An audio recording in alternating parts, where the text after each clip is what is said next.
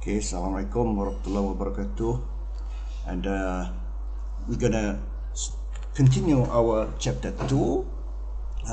I ended with the trade triangle for United States. Easy to see trade triangle. If you continue with the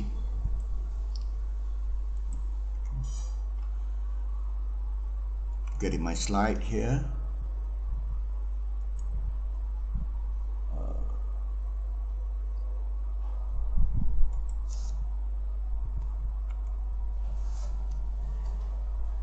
Slideshow. Current slide. Okay. Yeah.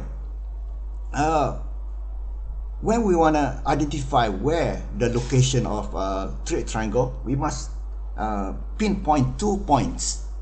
Especially number 1, we should identify consumption point, and secondly, production point with trade. This is specialization point.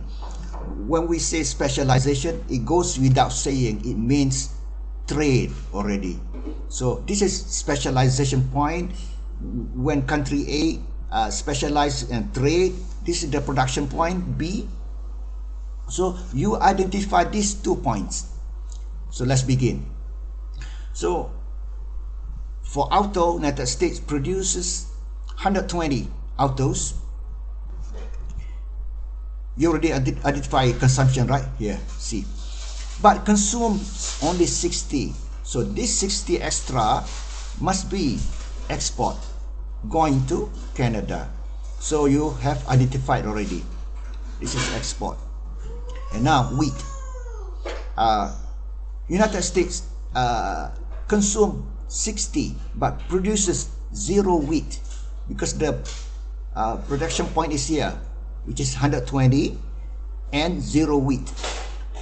Consume 60 but produces 0 means imports from Canada. So we have the triangle for United States here, connecting the international trading line.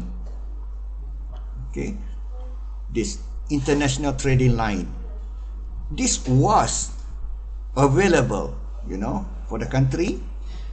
This is the production possibilities frontier, was available and still available, of course, still available, because the country cannot produce beyond that line. Here on this point B, still on the line, okay? It's not outside. It is on the line, right on the dot, at the end of that line. So exists in terms of production, cannot. But this is, in terms of price, this is the prevailing line for international price, and the price will be existing in the world for that product. This is the price. The old price no longer exists, but the production possibility frontiers still exist. This one, same with Canada. So connecting this international trade line, which is the same here, this one here, United States and Canada, the same one line existing in the world. We're not saying there are 2 lines, no. In the world, there is 1 line only, this line. Just because we draw the figure on the left, 2 figures here, 2 graphs, so there are 2 lines, but it's exactly 1 line, same slope. This is international trading line, or international price of automobile relative to wheat. But we calculate that the slope, this is, let me repeat, relative price of autos relative to wheat in United States. This relative price of autos in Canada relative to wheat in Canada. So they are the same price, one price in the world. That's the one of the things that trade theory does. There is one price only in the world. We're going to study this in chapter maybe 5. One price in the world. because of trade. People always use the McDonald case. Is it really? So found out it's not that really one price because of other things that makes trade not really free. There's barriers there, tariff barriers, non-tariff barriers. So what is free trade? Again, free trade is not free. You import without paying money. No, it's not that. Doesn't mean that. It means you can import something, no tariff. You don't pay tax, import tax. Free flow of goods. Of course, you pay for the goods, for the the price of it. That's free trade. Okay. Canada. Let's look at Canada. We're gonna identify again the trade triangle. Remember, all you gotta do is to look at the 2 points. The production point. You can start production point or consumption point. These are the 2 important points. Consumption after the trade, and production after the trade, or specialization. This is production for Canada. Point is point B, the consumption. So Canada produces 160 wheat, but only consume 100. So this 60 must be exports to United States. This 60. Actually, this 60 is here, import by United States. So, Canada, without those, Canada specializes here, production, okay, 160 wheat, but 0 production of auto. So, how can Canada consume here, which is 60 auto? That must come from imports. This is imports from United States. So, consume 60, produces 0, means imports from United States. This export by United States here, which is imports here. So, we have identified already trade triangle for Canada. Here, connecting the international trade line, which is also the price line, which is also the world price line, and the imports and the export, whichever way you want to say first. Line, international trade line, exports and imports. That's the trade triangle. Okay.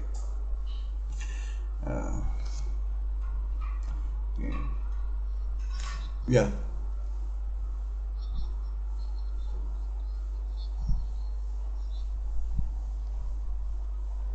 Thank you.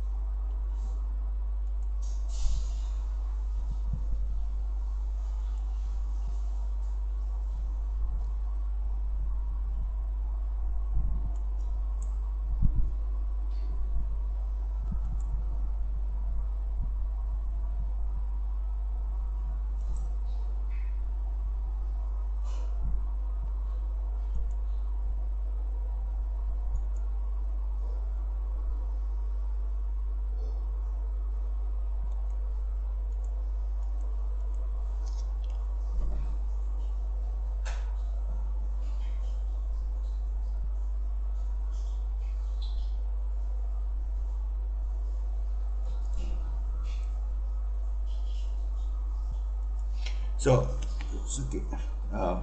We continue. So thank you for the information. I have only one device.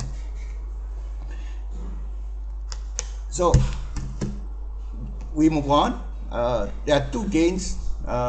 Production gain. Well, I'm going to go very quickly. Production gain here,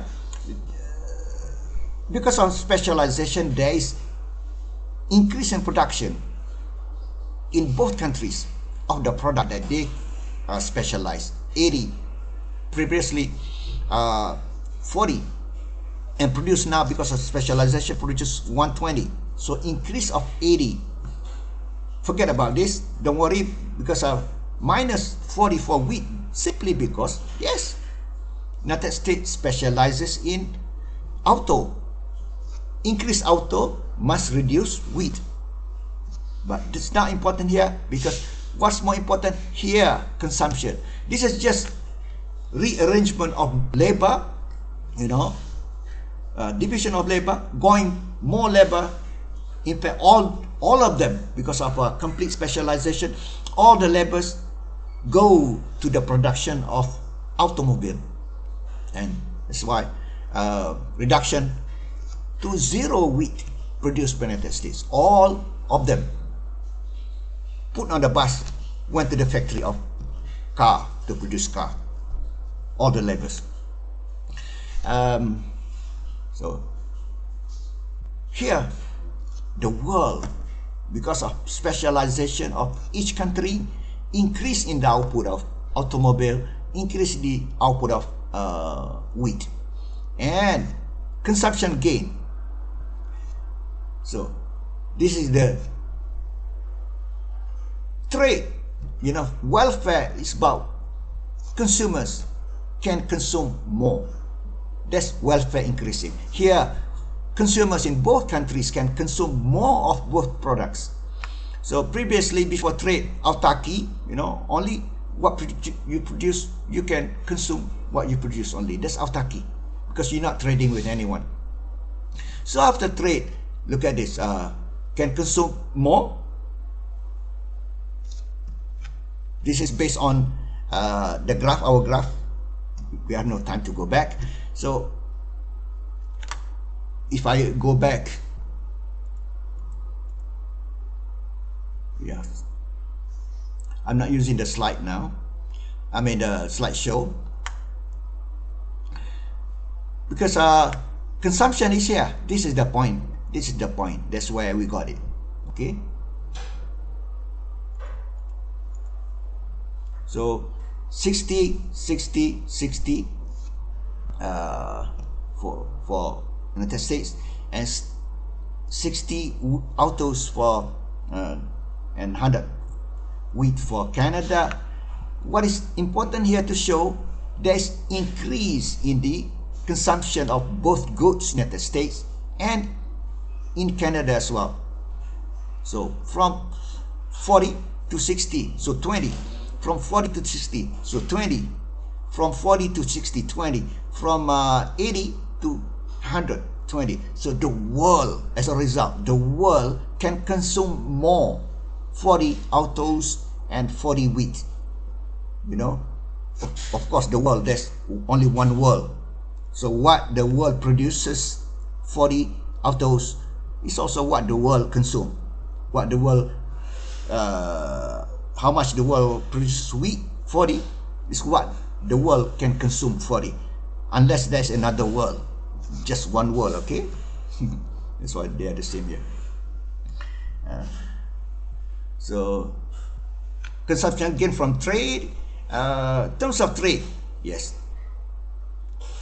So we have just now production gains from trade, number one, which is the top here, and consumption gain from trade. Okay, this consumption point, beyond the domestic production possibilities frontier, so countries can consume more. This is what it is. Beyond the production possibility frontier, consume outside. So now the terms of trade. It is the price of exports, your exports, relative to the price of your imports. I want to give you a simple example. Suppose last year, I had to sell this one bottle of water to buy a TV, one TV. Last year. But this year, I must sell or export 5 bottles of water to buy or to import the same TV. It means that my terms of trade, which is the price of my exports, which is water, relative to the price of my imports, which is TV, has deteriorated, going down my terms of trade. Because last year only 1. Now this year 5 bottles I must sell or export. That's the definition of terms of trade. So that domestic terms of trade, you know, this one, during the autarky, or this is the characteristic of that country. A, having low opportunity cost in the production of auto. Canada, the characteristics of Canada before trade, of course, having very high opportunity cost, high MRT opportunity cost, okay, in the production of auto.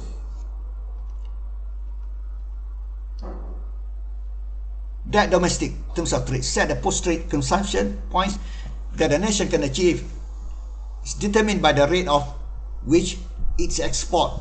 Just now, my water traded for the other country's product, which is the TV. So the slope of production possibilities frontier. So terms of trade for export, for country to consume beyond outside the production possibilities frontier, international terms of trade must be more favorable than terms of trade, than domestic terms of trade. So this is more favorable, more favorable. This one, this line, which is the international trading line, the only one and only one line that will exist or exists with trade, this line is more favorable for the United States compared with the original line, because the price of automobile has now increased, so that's what United States wants, because United States exports autos. For Canada, similar. This is more favorable. This is the international, the only one and only one line existing with trade.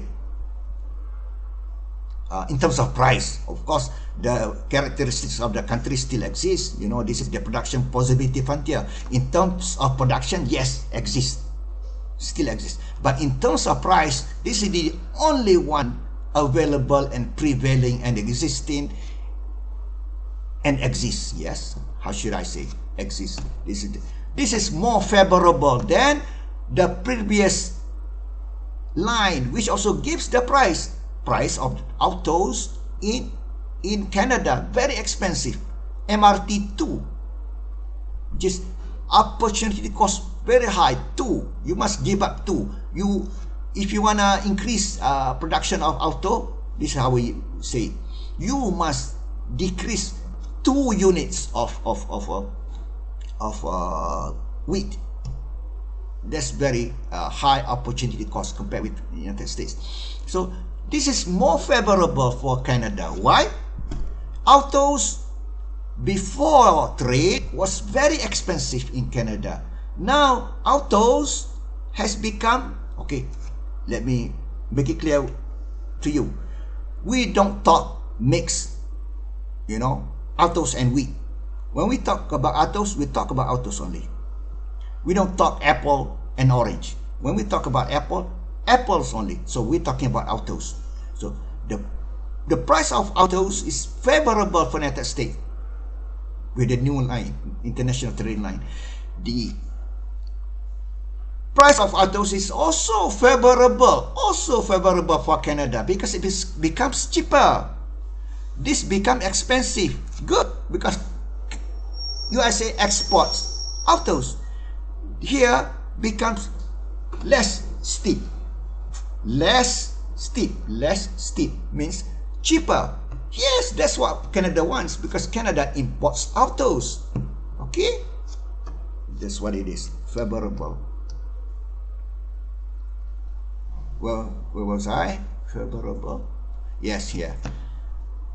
International terms of trade, that due line must be more favorable than the previous line, which is the production possibilities frontier. So triangle already explained, complete specialization already explained. Okay, now the thing about Ricardo theory, Ricardo does not tell us exactly where that line is. So let me go back. Does not tell us this line. Is it gonna be here? Is it gonna be here? Is it gonna be like this? Of course, they're gonna be the same. If it's here, yeah, it's gonna be like this, the same slope, because one and only one, the same line. Okay, in the world, one only. Just because two figures, there are two lines. So doesn't tell. Is it here? Is it here? Here. So because it only looks at the supply side. Now we're going to introduce to you now the reciprocal demand theory of trade to complement Ricardo. This is by Smith. Okay, let's negatively slope. Okay, of course, we can, for the sake of our showing here, we can transform into positive. We're going to see here. Yes, we transform that into, it was negative like this. We're not interested in negative or positive. It's interested in the slope. So transform, do like this, into positive slope coastline. Set outer limits for equilibrium, constitute no trade boundary outside. There's a region of mutually beneficial trade bounded by the cost ratio of the two countries. Here it is. Okay, this is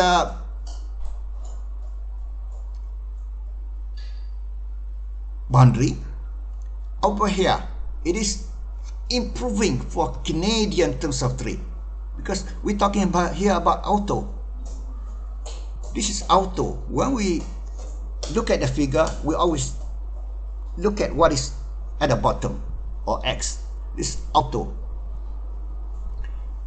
This auto, if this line, this is the minimum, not here.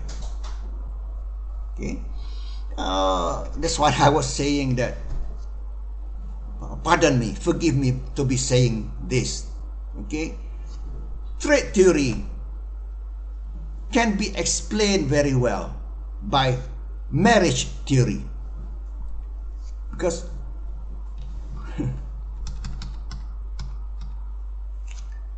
the beauty of trade is that what you cannot consume, now you can consume beyond what you can. Same thing with marriage. Here also, this is during the, what I call this, before marriage, what is it? Engagement, yes. Engagement. This is not in the textbook, okay? This is from my experience of teaching this for over 20 years, maybe 25 years. I work now 27 years. Same as engagement theory. We're gonna see that later when we talk about the other slide, and I can talk about it now.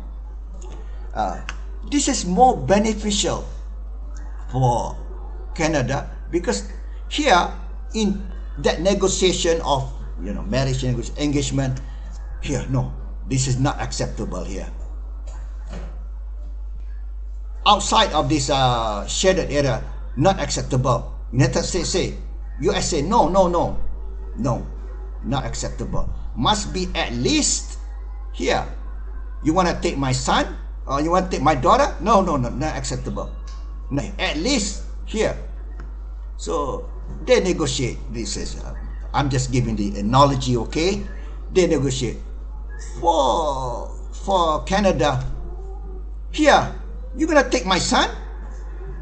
Not acceptable. At least here. So any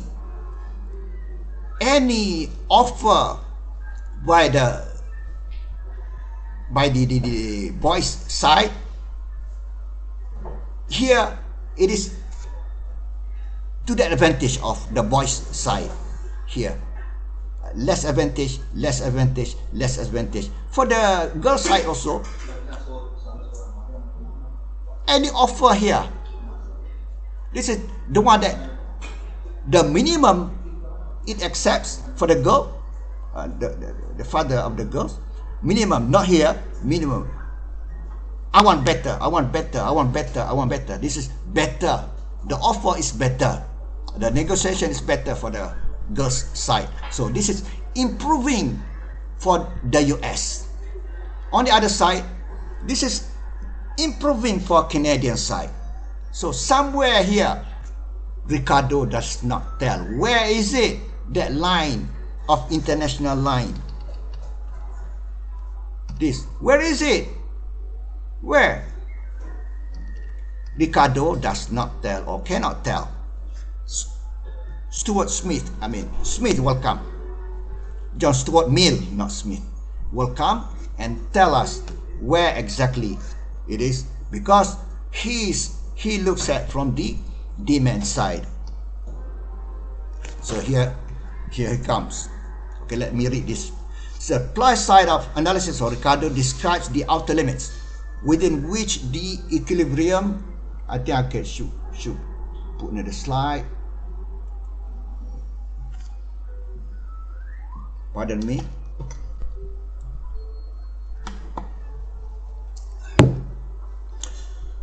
Describes the outer limits within which the equilibrium terms of trade must fall within that side. The domestic cost ratio sets the outer limits for the equilibrium terms of trade. Mutually beneficial trade for both nations occurs if the equilibrium terms of trade lies between the two domestic cost ratios. According to the theory of reciprocal demand, we're going to introduce the actual exchange rate at which trade occurs depends on the trading partners' interacting demands. The one that I explained to you with the analogy of negotiation between two fathers and two families when they doing engagement. This one is favoring for the Canadian, for the boys. That side is favoring for the girl side. That's what it is. Depends on the trading partners' interacting demands. The demand from both sides. That's why trade theory is almost the same and similar with marriage theory, including engagement theory. Not in the textbook. From my experience of teaching this, I figured it out. And I cannot put it officially in the textbook if I write, because it's unofficial. So pardon me and forgive me for that. But that has to explain, in terms of the analogy. So John Stuart Mill, at that intensity of the demands by the partners, this will determine the actual terms of trade. So he gives us the theory of reciprocal demand. Within outer limits of the terms of trade, actual terms of trade is determined by relative strength of each other's demand for the other product. Same. The engagement story that I told you. The boys demand this, the girls demand this. So there must be somewhere they're gonna meet, and that line is what we see as the international trading line, the one and only single line. So production cost determines outer limits of the terms of trade. Reciprocal demand determines what the actual terms of trade within those limits, somewhere there. So if they have equal demand, so in the middle, right in the middle. So best applies when both nations are of equal economic size. If two nations are not equal, one is larger, relative demand strength of smaller nation can be dwarfed by the larger nation. Domestic exchange ratio of larger nation will prevail. Small nation can export as much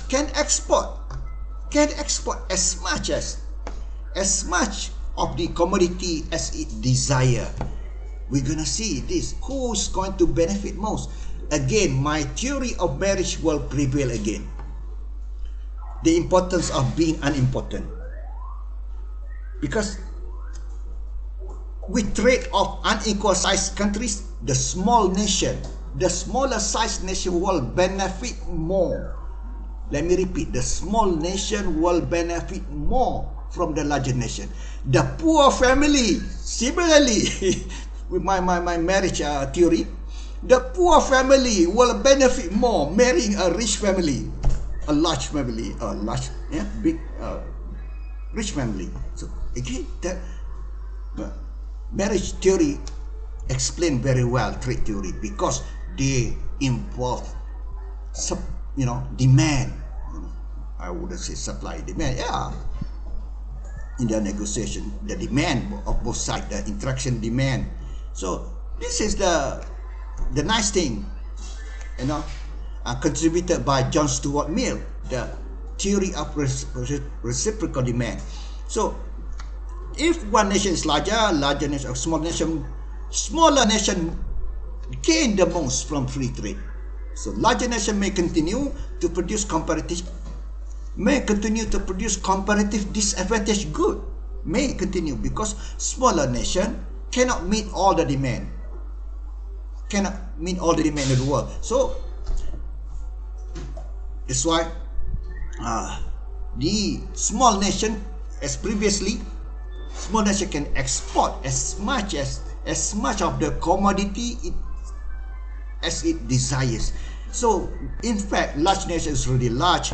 The benefit from free trade is going to be available to be accrued, to be gained only little. But small nations, small countries will gain very much from international trade. That's what we call the importance of being important.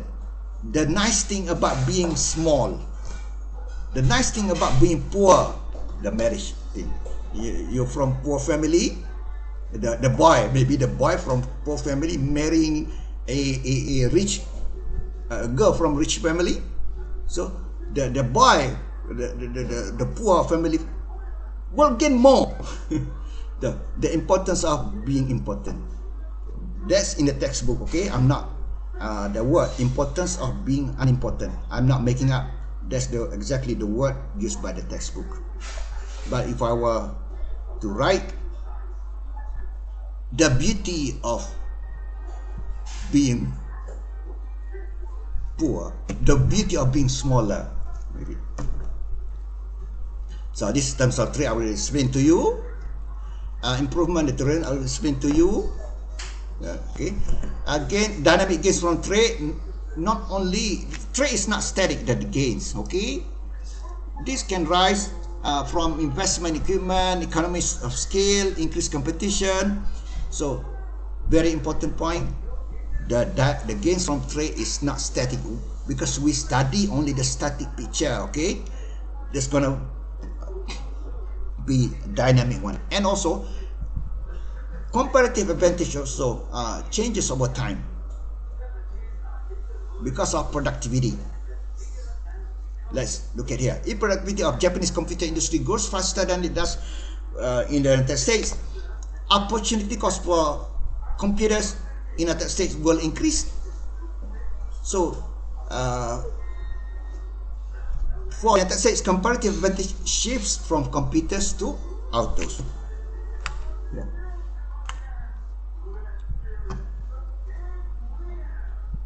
Shift from computers to autos. So Japan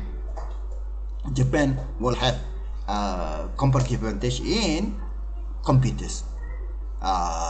USA in autos. Finish. We finish with 2 by 2 by 1, which is classical. We just finished studying classical trade theory. What is classical? 2 countries, 2 products, 1 factor only, labor. Now we're going to study 2 by 2 by 2, 2 countries, 2 products, and 2 factors, capital and labor. So increasing cost. Previously constant cost because the PPF was a straight line.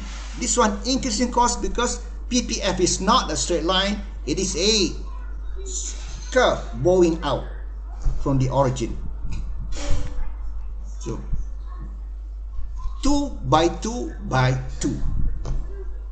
Okay, and this is neoclassical trade theory. We've done with classical, now neoclassical. Give rise to production. Can you, someone tell me what time is it? I have to go out from this slide.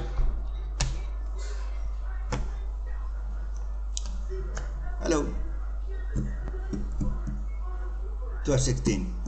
We're gonna take a break after we finish. Hopefully we finish quickly. Okay. Give rise to production process frontier that appears about large in terms of what is sacrificed. I'm going to show that. MRT depends on where we are, the exact point on that PPF.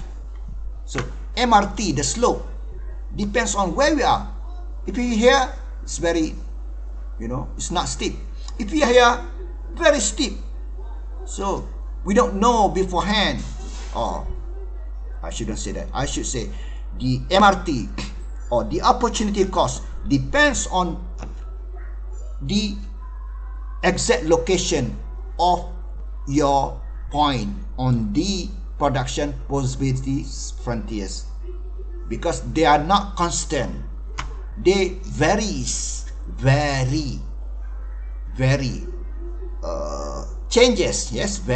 changes according to the where you are on the slope. So let's say here at point A, when you build a tangent line. What's tangent line? Tangent is something you draw like this. If it's going cross, it's not tangent. Tangent is something that's just touching. Okay, so here the slope is 1 outer equals 1 width. Same price. If you go more to the right, the slope, look, the slope becomes steeper. Point B, 1 outer equals 4 width, meaning that outer is more expensive here. 4 widths equal 1 outer. Outer is expensive, so more expensive as you go. You move from point 40 to 60 or 80. So that's increasing cost that we're going to study. This increasing cost is actually increasing opportunity cost. MRT, the MRT increases as you go to the right. So I think it's clear. One country specializes at producing one good, another country specializes in good. Process continues until both nations, relative cost of one good identical both nations. Okay, that international line. One country export one good equal the other countries import one good. Domestic rate of transmission are the same, of course. The international trading line. Here it is. So very important I cover this. This is going to be in chapter 3.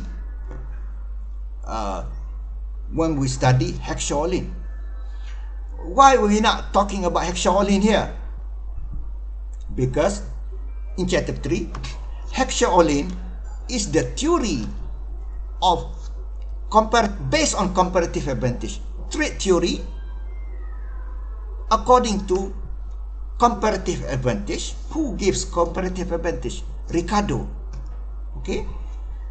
Hexaolin in chapter 3, trade theory of specialization based on comparative advantage derived from endowment of factors of production. Two factors here, capital and labor. So I'm telling you quickly here, chapter 3, we're going to study this.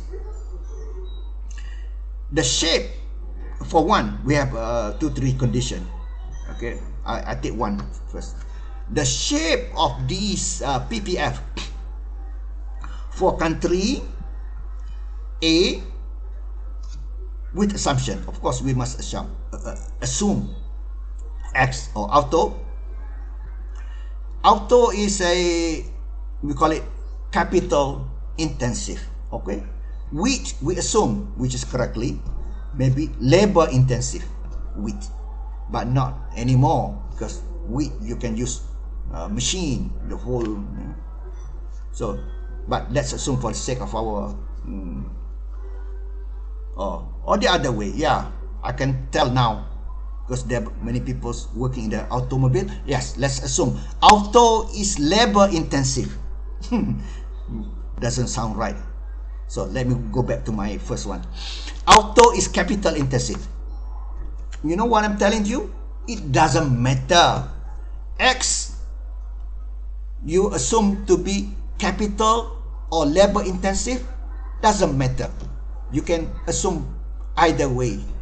So let's assume auto, which is X, auto is capital intensive.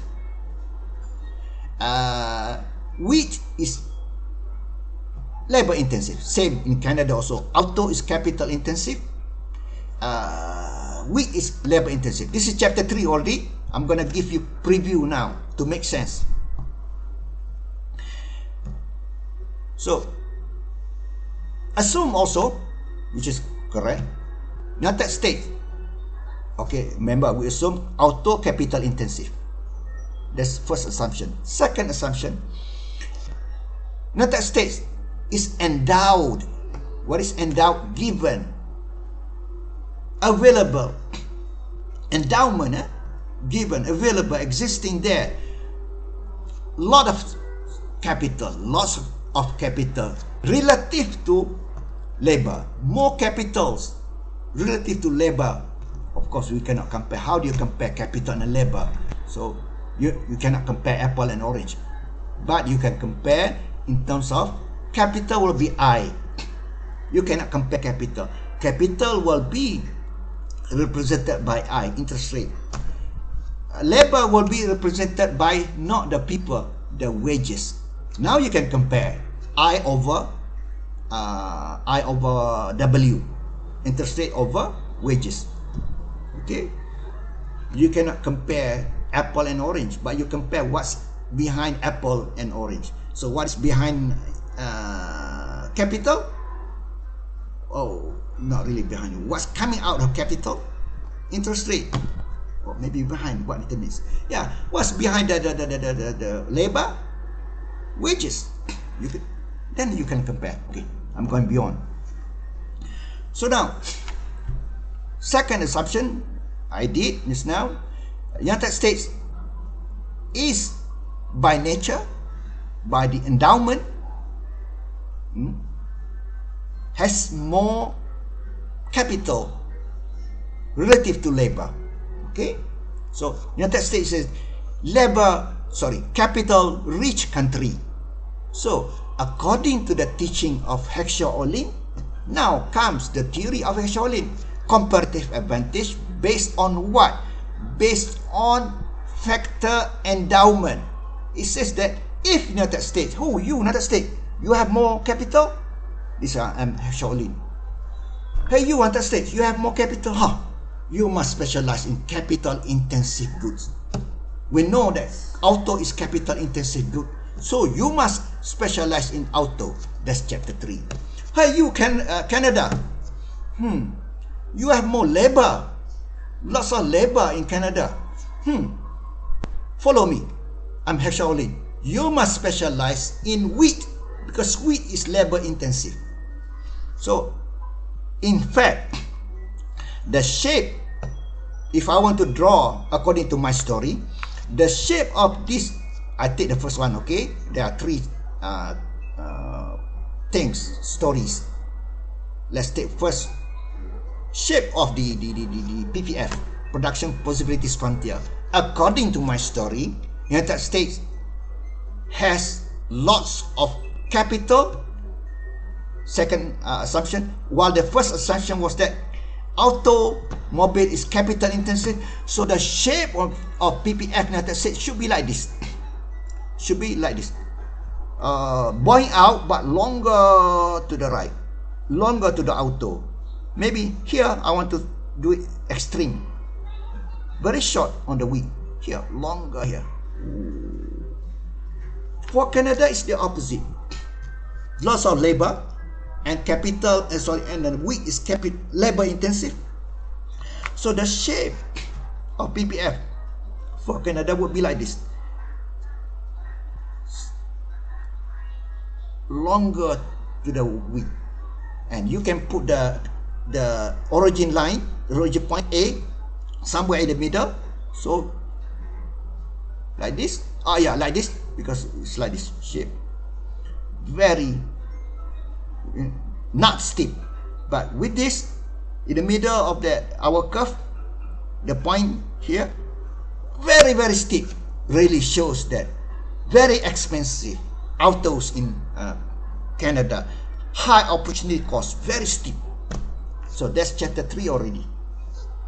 So let's go back to our chapter 2, finish with this very important. So this is the starting point. Assume United States produces 5 and 18 with Canada, this starting point A prime, produces 17 autos, 16 with. From this starting point A, we can produce a tangent line. Tangent, okay? You see, this is the tangent line is not steep, but tangent line for during autarky, okay, for Canada is very steep. What I'm talking about? Very steep, less, not steep, less, very steep. This is opportunity cost.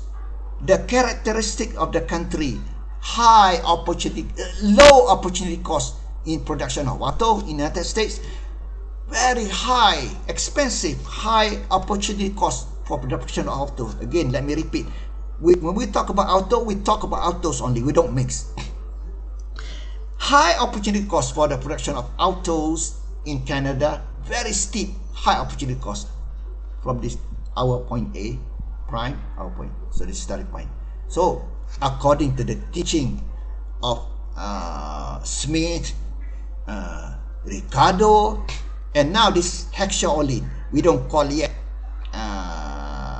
this, yeah, it is neoclassical. We don't call it hexaolin because hexaolin is neoclassical. Listen to me very carefully.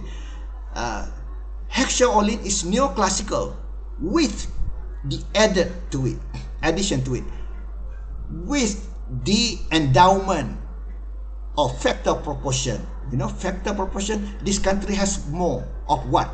More capital than labor. Canada, my story, more labor than capital. Factor proportion theory of comparative advantage. Let me repeat. Hexaolin is factor proportion theory of comparative advantage. That's why at this point we don't call it hexaolin yet. We call it increasing opportunity cost, which is already neoclassical. Okay, already neoclassical. So,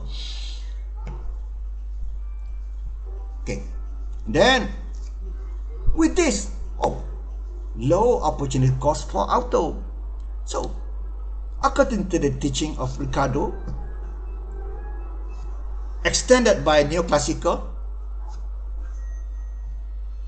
United States must specialize in auto. So, to move along this line from A to B. So now new line. Wow.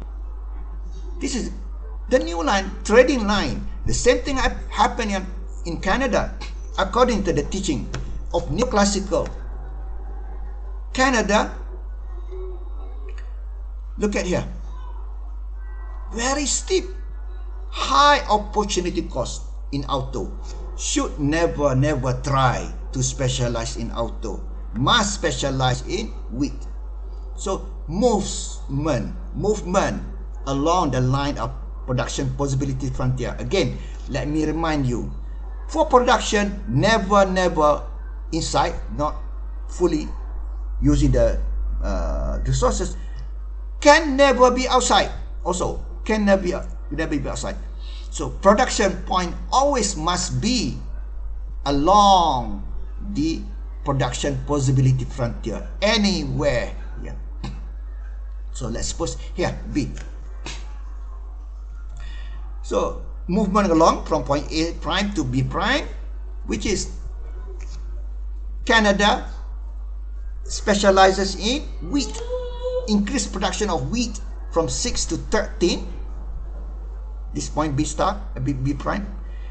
Reduce production of auto from 20 to 13. So that's why this opportunity cost. You cannot have both. You want to increase one, you have to reduce one. For example, today is World Cup, final World Cup, and assume you cannot watch there's no recording. Only one time, the whole world can only watch the live. Now, tonight is final exam. You must choose, make a decision between the two. If you want to enjoy the World Cup today, with the assumption cannot be no tape, no recording, you must watch now. Maybe if you watch for first half, maybe your exam result tonight will be, you get, okay, if you watch for 20 minutes, maybe you get B plus only. If you watch until the first half, you get C. If you watch full for your exam tonight, because you have to choose which one you want to enjoy, World Cup or enjoy the good grade. If you watch until finish the football World Cup, you get F tonight. The result cannot do any. Yeah. my crude example of opportunity cost. You cannot have both. You cannot enjoy World Cup and at the same time enjoy nice grades, because resources, your time is limited, energy also limited, scarcities of resources. So now with United States, again, this point, this is the new line, trading line, which is the same as for the specialization, the tangent line at the specialization point for Canada here. This new line is the same line. The only one line exists in the world in terms of price. This is the world price. This is the trading line. So look, with the trading line equalized, previously one auto equals only 3.3 wheat, which is wheat is more expensive in United States. Here before, previously, one auto in Canada equals 3 wheat. Wheat is cheap, auto is expensive in Canada. But now we trade, prices equalizes. Price equalizes, the same price. One, I'm not talking here same price 1 to 1. By chance, it was like that.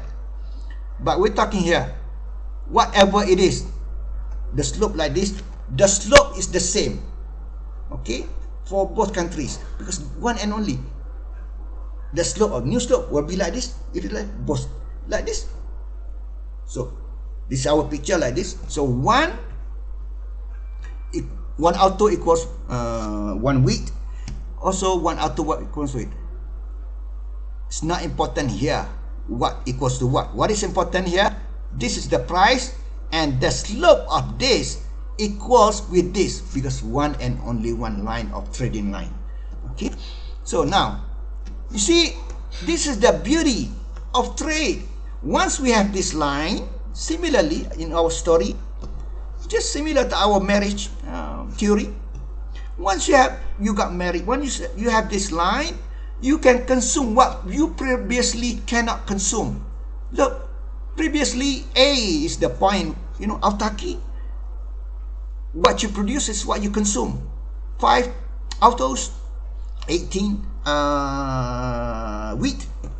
But the beauty of trade is that, okay, let's assume this picture, assume that United States wants to consume the same amount, just for the story of this, okay, because this point A can be here, which is 7, and if it's 7 here, it goes down to 17 here. Okay. But the story from this picture given to us, United States, even after trade, is ready to consume, readily accepting to be consuming 5, the same as before. Before trade, 5 autos. After trade, also 5 autos.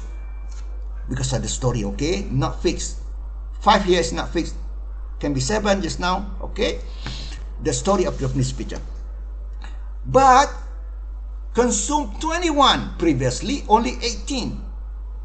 Now with the trade, consume same as before, 5 autos. This is the beauty of trade. Previously could consume only 18, now 21, outside of this production possibility frontier, because of the existence of new line here, international trading line. Whereas this production possibilities frontier exists for the country. For Canada also similar. Canada after trade, this is the point. Specialization with trade. New line exists. International trading line. With this existence of new line, international trading line, we can build any point. Just now. Any point here, I can do here 7, and any point of C consumption, as long as it's bigger than before. For example, here 5, before trade consumption of 5. I cannot put the C here, no, because it's gonna be fighting in United States. They're gonna fight each other, they're gonna, United States, I don't want to talk about that. Fighting each other, because previously we consume 5 autos, now we must consume only 2 autos,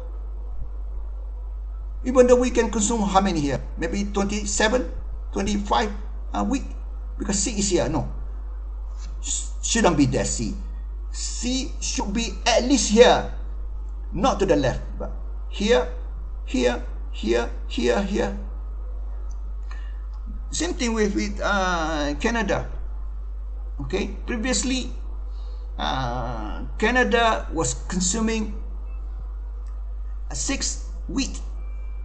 If you draw after trade, C is here, there's gonna be I don't know, to create story, to make up a story. Let's say I put C here. C here will be like 3 wheat. Previously could enjoy 6. No. Canadian are not. No, they don't want. They want at least similar here, at least 5. So not here, C, not here. C can be here, at least. Because why at least? Previously, during the before trade, consumption was 6 wheat and 17 auto.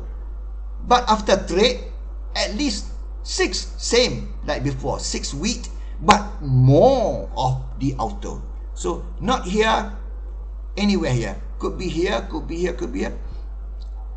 So maybe, let's say the 19. If I put 19, C is here. So maybe this is 7, increase of wheat. So again, this is Why we have that? Increasing cost theory, neoclassical theory, specialization is partial specialization, not complete specialization like. But even the story can be told similarly too. Yeah.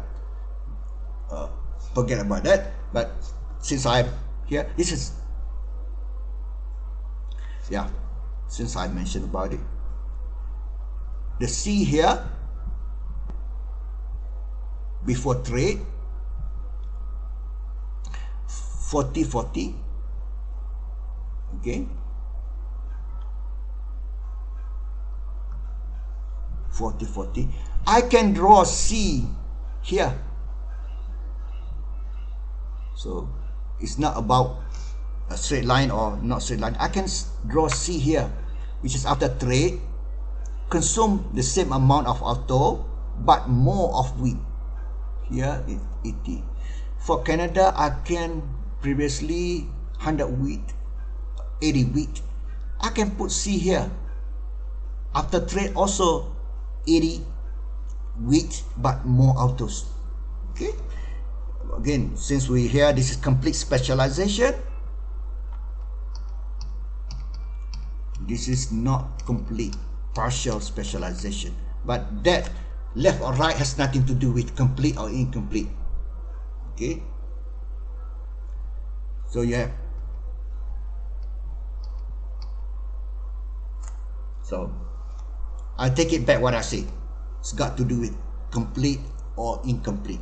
Both in the both graphs, both situation, I can draw that C.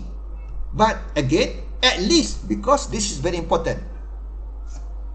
Yes, more, both countries consume more of at least one good. At least one good, meaning that the other good the same as before. Before trade, after trade. This. Before trade 5. After trade also 5. Not increased in terms of auto. But at least one of the good, which is wheat. Before trade was 18. Now 21, similar with Canada. So that's the word. At least. It's more. So production gain, more of which good be produced. Consumption gain, yes, just now both countries consume more of at least one good. Trade triangle, yes, I'm gonna explain. I'm sorry, pardon me. Trade triangle easy. You must remember to look at the new production specialization point, which is B, and consumption. These two very important points that you must identify. So with autos, United States produces 12 but only consume 5. So 7 is export to Canada, which we're gonna see here, import in Canada. And with the wheat, United States previously United States produces this production, okay? United States produces 14 wheat. This production point, okay? Very important. United States produces 14 wheat but consume 21. So this must be imports from Canada. So we have just identified trade triangle for United States, which is connecting the international trading line, the ratio or price of autos to wheat in the world, which is one price in the world. This line connecting with exports of United States autos, imports of United States, which is wheat. This is the triangle. Go to Canada. Jom. From Washington we go to Ottawa by road. Okay. For Canada, this you're gonna have to identify the production point, which is B prime, and the consumption point. These are the 2 points. Okay. Wheat, this production, new production, produces 13 wheat but consume only 6. So 7 is exported. So this is export of wheat by Canada. Autos, Canada consume 20 but only produces 13. This 7 is actually imports from United States. So this is the triangle connecting the same international trading line with exports of Canada wheat, imports of Canada autos. This import of autos in Canada is actually here, export of autos by United States. This exports of wheat by Canada is actually import of wheat by United States. This is the triangle magic. So the beauty of trade theory. So trade triangle. So again, we are gonna have to quickly, the same like before. This is because of specialization, increase in production in the world. This is Adam Smith, extended by Ricardo, and applied to this theory of 2 by 2 by 2. Again, the same story. Increase in the production in the world. Against the mercantilists. Mercantilists will have the zero, no increase, zero mercantilists. One country gain at the expense of the other country. We are not mercantilists. We are free. Of course, we study free trade.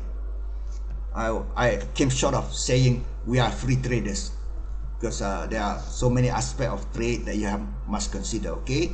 But basically, free trade is good. But other consideration must come into culture. This is reality, culture and so on. But the principle of free trade is good. Like, in reality, countries will always be fighting each other in terms of culture. I take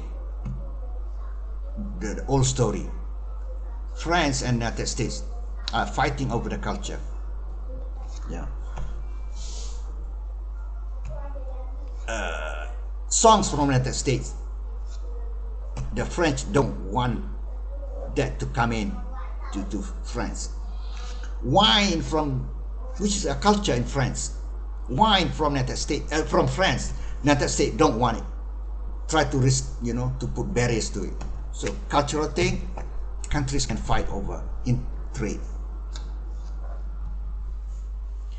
And since I talk about it, not only cultural thing, jobs, because trade is about jobs.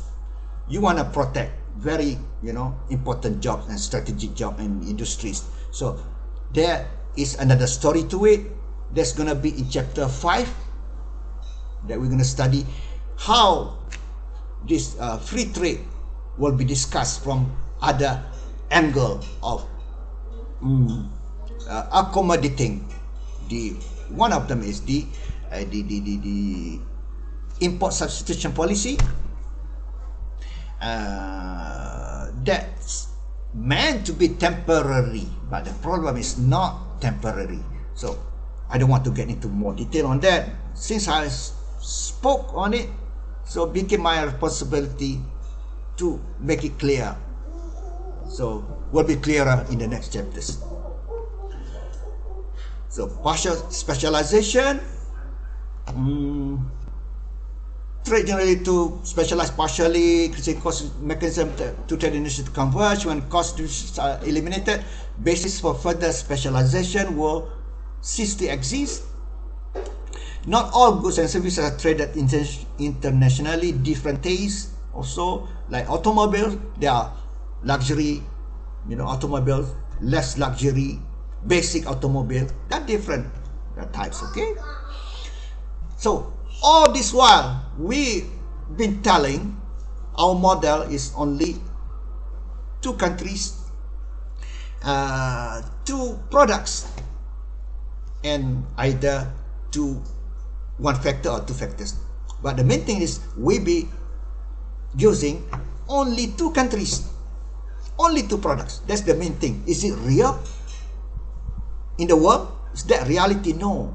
In countries in the world, there are so many countries in the world, and products, there are thousands and thousands, hundreds of thousands of products in the world, not just 2 products and 2 countries. So we're going to extend this model of neoclassical model into more countries and more products. First,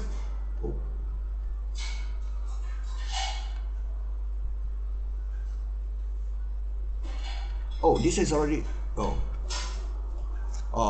that is coming up there. That's coming up here. So since I spoke about it, that's there. But I skip. So let's follow the slide. This is a subtopic. Okay. Now subtopic of this neoclassical trade theory. Subtopic. Okay. What's gonna be the impact on jobs? I hold on that one. I spoke to countries, and then after this, what's gonna happen on jobs? The impact of trade on jobs. Why I started that? Because I saw the word extend. I thought extend. Okay, so we're gonna extend this. Which an economy is open. We're gonna extend our discussion actually to the concept of an open economy. What's gonna happen to the job in that country? So influences mix of jobs within an economy can cause dislocation. Okay, dislocation in certain areas of industries. But overall, trade will not bring negative impacts on job or unemployment. We're gonna see in this graph. This is the empirical study. Okay, let me repeat. Has little effect on the overall level of employment. Very little. So trade is not bad. Trade is good. You know, some people will lose job because they are still in that job of not following the teaching of Shaolin, not following the teaching of Ricardo, Comparative Advantage. Ricardo says, or Shaolin says, United States has a lot of capital, and X is capital intensive. Why are you staying in Y? So why you put a lot of people in Y? You must bring people, workers, into X, because your country and capital, people plus capital. Yes, I must mention, with the 2 by 2 by 2 to produce goods uses combination of both factors, capital and labor. Previously only labor, right? 2 by 2 by 1. This is 2 by 2 by 2, combination of both. So which one is more? If that product is capital intensive, K is more used relative to L, labor.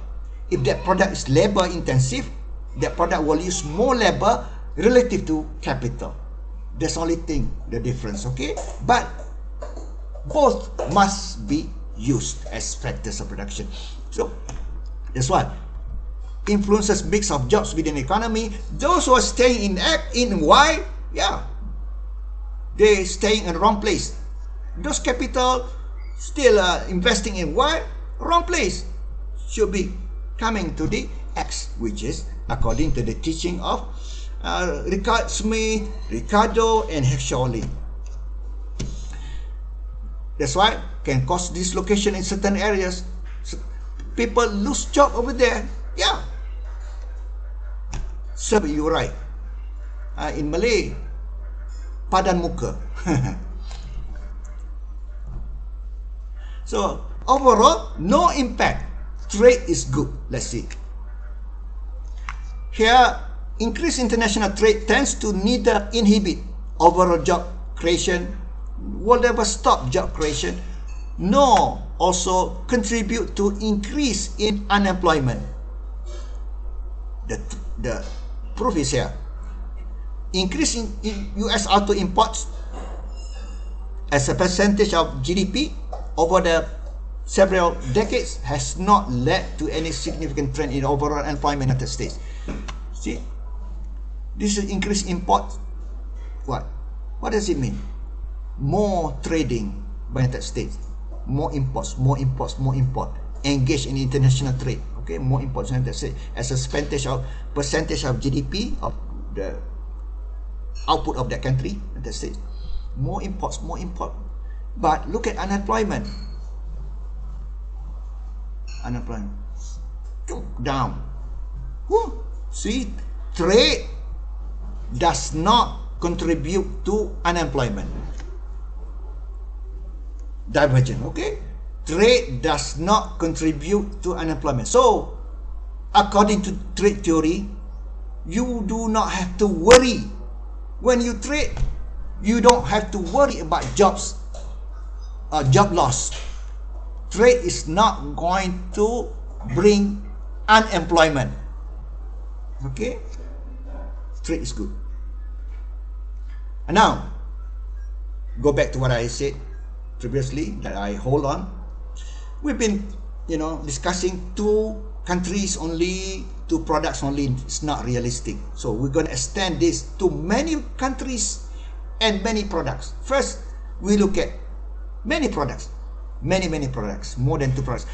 So comparative advantage ranks goods by degree of comparative cost. Each country will export products in which has the greatest comparative advantage and will import the goods that it has the greatest disadvantage. My story, I think I should tell now. If I go to a hotel, for conference, that conference already paid, either paid by me or paid by my university. If I go to hotel during lunch time, I don't take rice because I am practicing comparative advantage. Why rice? I have rice everywhere. I mean, at my home, roadside. I take the more difficult for me to have it at my home or anywhere else. I will take lasagna. I will not take ketupat. I will not take this kuih our international student will not know. Karipat. Why take karipat? Karipat can be found anywhere. I will take cheesecake because limited resources. In our case, limited space of our stomach. So why you eat rice? I eat other than rice. Why you eat? You take the thing that you always find anywhere very easily, chicken. You take lamb. Why you take ikan kembung? You take this, what is in Finland, in Norway. What's the fish in Norway? What is it? Salmon. Yeah, take salmon. So I'm practicing comparative advantage. So don't take rice, don't take ikan kembung, fish, regular fish. Take salmon, take cheesecake. Okay, that's what it is. You export what you have the greatest comparative advantage. Try not to produce what you don't have comparative advantage or disadvantage. What you have disadvantage, you import it. So this is what I did. I have comparative disadvantage in finding for me very cheaply cheesecake. So I take cheesecake, not the karipat. Here, disadvantage. So I go after the one that I'm having disadvantage. Yeah. So cut-off point between the export depends on the relative strength of international demand. Again, relative demand. Here.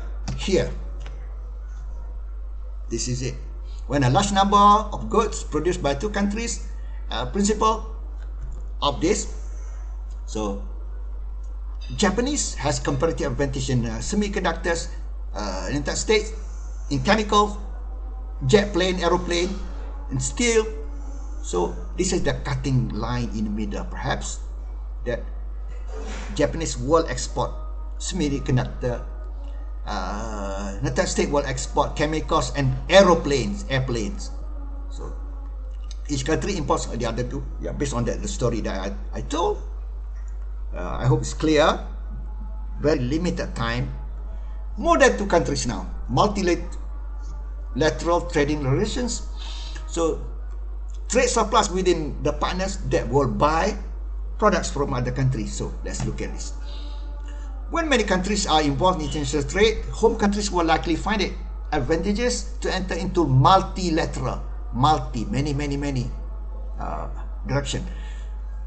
With number of countries, this figure illustrated. So for the United States, it will enjoy big surplus by exporting aeroplane to pay for semiconductors to buy from Japan. For Japan, Japan will export semiconductors to pay for the huge bill for oil. Same thing, OPEC, oil producing countries export oils in order to buy airplane from United States. That's what it is. So now we're gonna have another subtopic. All this while we assume that trading, very important assumption that you must remember, Smith, Ricardo, Heckscher-Ohlin, all based on the assumption that factors of production can only move around within the same country, not to another country. Can move from production of X or Y within the country, not outside of the country. How realistic is that? So, number one, how realistic is that? That only within the country, not out, crossing the borders. How realistic? Number two, how realistic? That ability to move from X and Y very easily. How realistic? For example, labor from factories of making steel. How can he be moved to the farm of wheat or rice? He has to learn how to grow rice. That's labor, can be trained, but maybe, for example, okay, how can a labor on the other side, a labor from planting rice, can be sent to making computers? He has to learn new thing, new job, new ways of doing things. So he might give up. All this while I've been doing farming, rice. I have to learn new things. To do computer, I give up. That's labor. What about capital? Yes, in the long run, yes. If he's willing to learn, in the long run, yes. Immediately, no. What about capital? Factories producing the machinery, producing steel, cannot be used, that machine, to produce shirt. They're not the same. See? So how realistic is that? Factors of production can move freely from within industry in a country, and also can cross across the border. How realistic? The two things there. So that's what we call exit barrier.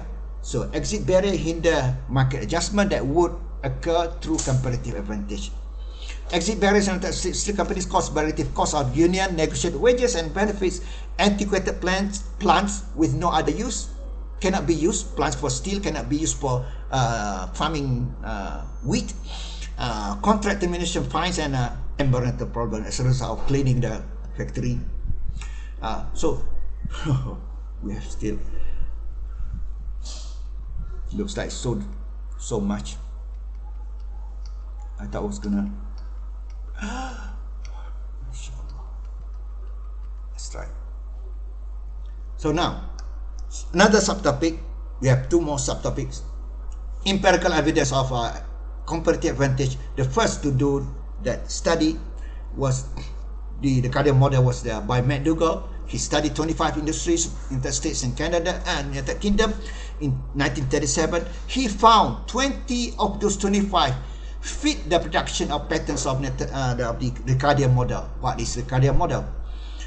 Nations export goods in which has very high labor productivity. High labor productivity meaning lower cost in terms of production, because high labor productivity, efficient. So those 20 industries that United States export to the UK are industries that really high labor productivity. So he supported the Ricardian model. So next, Balassa Stern also supported. Okay, quickly. Next is by Golub, and it's figure 2.9 here. For that relative unit labor cost, okay, Ricardian is about labor cost, have explained trade patterns on the United States vis-a-vis UK, Japan, and so on. So figure 2.9. So negative correlation.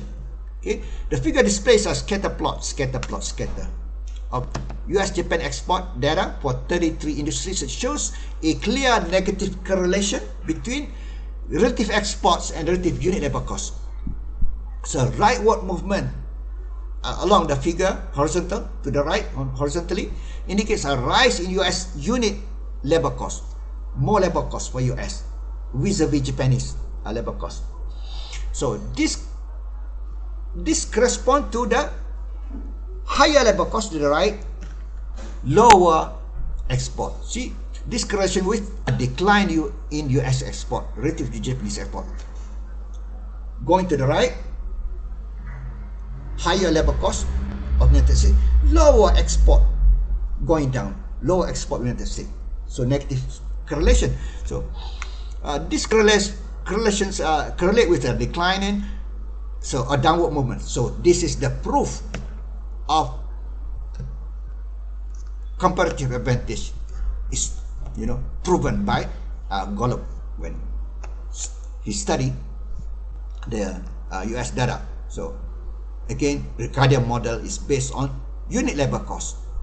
Which country is more productive in what product? That's Ricardian model, Ricardo. So almost coming to the end. Better finish.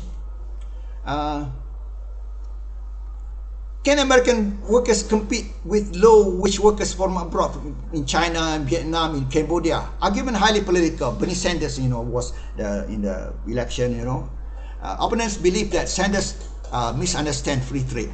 So Lawrence found a strong relationship between average productivity and average wages. So consistent with Ricardo's principle, indeed some industries in which in US advantages in technology and productivity are more than necessary to offset America's higher wages.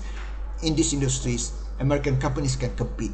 Yes, ICT is where USA continue to compete strongly. ICTs, Google is there, Facebook is there, Apple is there, Microsoft, and so on. So high productivity are more than necessary to offset higher wages. Then they can compete. Main argument for the world as a whole, free trade is good. So it allows individual to achieve higher level of production than without trade. So this is the case for free trade. Good. So more innovation, wider range of product choices, reduce international. However, trade sometimes harms political domestic industry, the one that I said padan muka, and workers, prompting costs for protections for import. Protection. When we see protection is the opposite of free trade. So supply chain. Ricardian theory assumes production cannot move to other nations, but today labor technology, capital, ideas all shifts across border. So today, many goods are supplied by global supply chain, international production networks that allow firms to move goods and services efficiently. So use outsourcing, subcontracting to other firms because cheaper to subcontract in Vietnam, in Cambodia, in Bangladesh to produce textile, sweater. Advantages of outsourcing: reduce cost, increase competitiveness for your company, creation of new industries and products.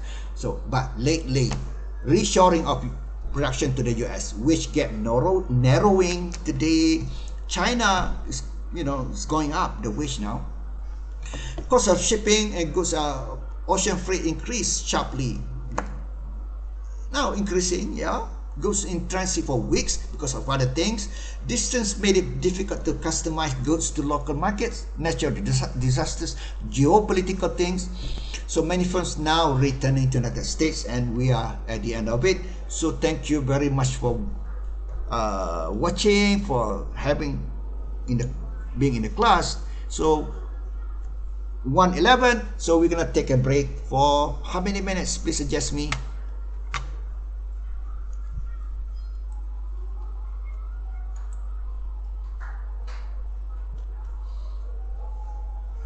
Then, so